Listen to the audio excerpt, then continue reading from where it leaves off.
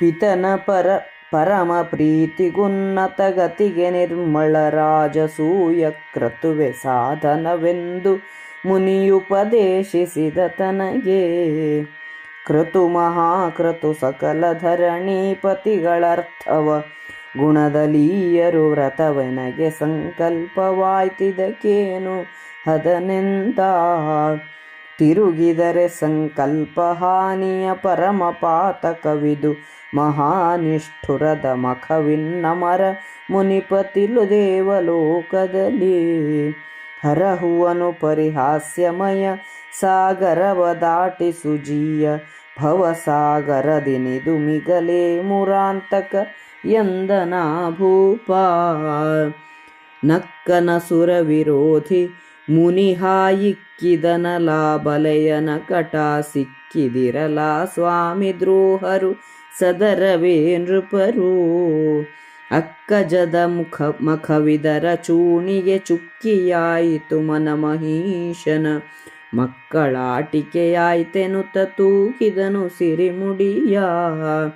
ಕೆದರಿ ಸಪ್ತದ್ವೀಪಪತಿಗಳ ಸದೆದು ರಚಿಸುವ ರಾಜಸೂಯದ ಹದನ ನಂಗೈಸುವನ ದಾರಿ ವರ್ತಮಾನದಲ್ಲಿ.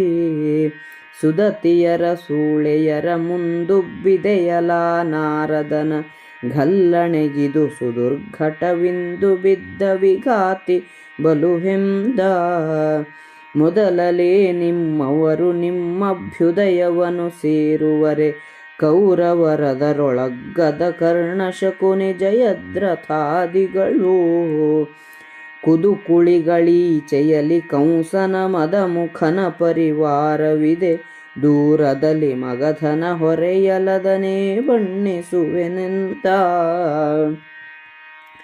ಕಾಲಯವನನುದಂತ ವಕ್ರ ನೃಪಾಲರಲ್ಲಿ ದುರುದುಂಬಿಗಳು ಶಿಶುಪಾಲ ಪೌಂಡ್ರಕರೆಂಬರಿಗೆ ಸಮದಂಡಿಯಮ್ಮೊಡನೆ. ಖೂಳರೀರ್ವರು ಹಂಸಡಿಬಿಕರು ಸಾಲುವನ ಮುರನರ ಕರಾಳನ ಮೇಳವವನೇನೆಂಬೆನೈ ಭೂಪಾಲ ಕೇಳೆಂದ.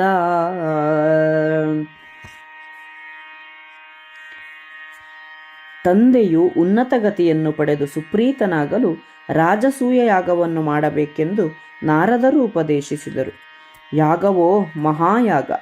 ರಾಜರು ಒಳ್ಳೆಯ ಮಾತಿನಿಂದ ಧನವನ್ನು ಕೊಡುವುದಿಲ್ಲ. ಯಾಗ ಮಾಡುವುದೆಂದು ಸಂಕಲ್ಪಿಸಿದ್ದೇನೆ, ಮುಂದೇನು ಗತಿ? ಯಾಗ ಮಾಡುವುದನ್ನು ಕೈಬಿಟ್ಟರೆ ಸಂಕಲ್ಪವನ್ನು ಮುರಿದ ಮಹಾಪಾಪ. ಅಷ್ಟೇ ಅಲ್ಲದೆ ದೇವಲೋಕದಲ್ಲಿ ಈ ವಿಷಯವನ್ನು ಹರಡಿ ನಾರದರು ನಮ್ಮನ್ನು ನಾಚಿಕೆಗೇಡು ಮಾಡುತ್ತಾರೆ. ಈ ಪರಿಹಾಸ್ಯದ ಸಾಗರವನ್ನು ಕೃಷ್ಣ ದಾಟಿಸು. ಸಂಸಾರ ಸಾಗರಕ್ಕಿಂತಲೂ ಇದೇನೂ ದೊಡ್ಡದಲ್ಲ ಎಂದು ಧರ್ಮರಾಯನು ಕೃಷ್ಣನಿಗೆ ಹೇಳಿದನು. ಶ್ರೀಕೃಷ್ಣನು ನಕ್ಕು, ನಾರದನು ಬಲೆ ಬೀಸಿಬಿಟ್ಟನಲ್ಲ, ತಂದೆಗೆ ದ್ರೋಹ ಮಾಡಬಾರದೆಂದು ನೀವು ಅದಕ್ಕೆ ಸಿಕ್ಕಿಬಿದ್ದಿರಲ್ಲವೇ? ಭೂಮಂಡಲದ ರಾಜರು ಸುಲಭವಾಗಿ ಒಪ್ಪುವರೆಂದುಕೊಂಡಿರ? ಅತಿಶಯ ಕಷ್ಟದಿಂದ ಸಾಧಿಸಬಹುದಾದ ಈ ಯಾಗದ ಆಕ್ರಮಣಕ್ಕೆ ರಾಜನ ಮನಸ್ಸು ಬಲಿಯಾಯಿತು. ಇದೊಳ್ಳೆ ಹುಡುಗಾಟದ ಕೆಲಸ ಎಂದು ಶ್ರೀಕೃಷ್ಣನು ತಲೆಯಲ್ಲಾಡಿಸಿದನು. ಸಪ್ತದ್ವೀಪಗಳ ಎಲ್ಲ ಒಡೆಯರನ್ನೂ ಯುದ್ಧದಲ್ಲಿ ಸದೆದು ಮಾಡುವ ರಾಜಸೂಯ ಯಾಗವನ್ನು ಈ ಕಾಲದಲ್ಲಿ ಕೈಗೊಳ್ಳಲು ಯಾರಿಗೆ ಸಾಧ್ಯ? ಅಂತಃಪುರದ ಸ್ತ್ರೀಯರು ದಾಸಿಯರ ಮುಂದೆ ಉಬ್ಬಿ ಸಂಕಲ್ಪ ಮಾಡಿಬಿಟ್ಟೆ. ನಾರದನು ಕೊಟ್ಟ ಹೊಡೆತ ಬಹುದೊಡ್ಡದು ಎಂದು ಶ್ರೀಕೃಷ್ಣನು ಹೇಳಿದನು. ನಿಮ್ಮವರಾದ ಕೌರವರನ್ನೇ ಮೊದಲು ತೆಗೆದುಕೊಳ್ಳೋಣ.